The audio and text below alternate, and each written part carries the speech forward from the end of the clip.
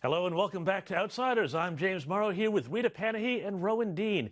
And today I'm going to share with you some new, disturbing information about the Black Lives Matter movement, and particularly its leaders who tell us that they are all about peace and justice, but in fact have ties to Marxists, racists, and even domestic terrorists.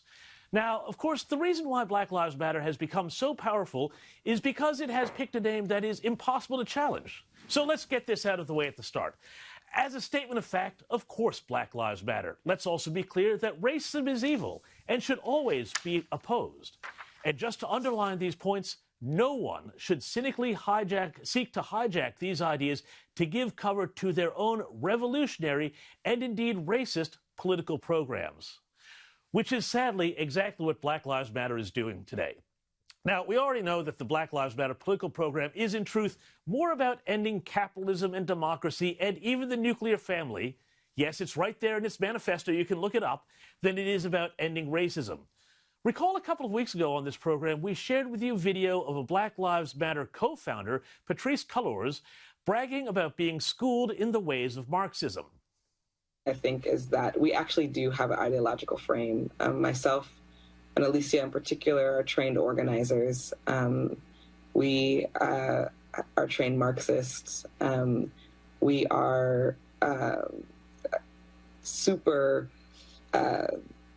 versed on sort of ideological theories.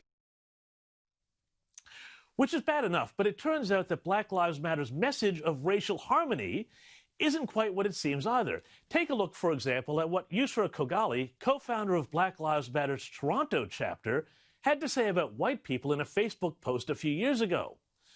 "Whiteness is not humanness," she posted. "In fact, white skin is subhuman. White people are recessive genetic defects. This is factual.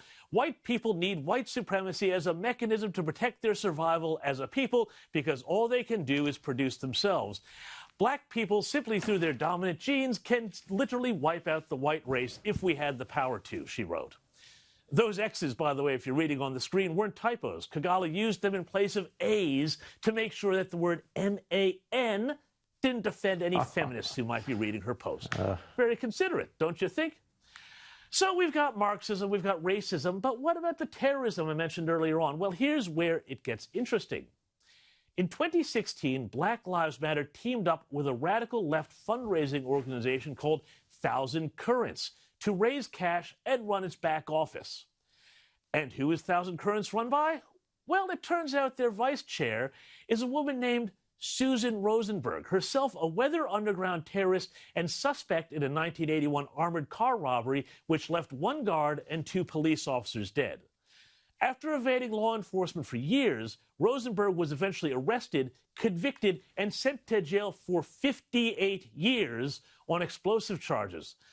But Rosenberg was let out of jail when she was pardoned by none other than Bill Clinton on his last day in office in 2001. This goes back to what another guest on our show told us a few weeks ago. Former FBI agent Terry Turchi warned us that Black Lives Matter had deep links to radical Marxist-Leninist groups like the Weather Underground from the 1960s. And it's also worth noting that Patrisse Cullors, who talked about her Marxist training in the clip we saw earlier in this segment, was herself also a protege of Eric Mann, a former Weather Underground agitator involved with a number of terrorist attacks in the 1960s, including shooting up the police station in Cambridge, Massachusetts. It's time for everyone to start asking serious questions about Black Lives Matter, a group which, the more you dig into it, turns out to have links to racists, Marxists, and terrorists, and stop letting their supporters get away with moral blackmail.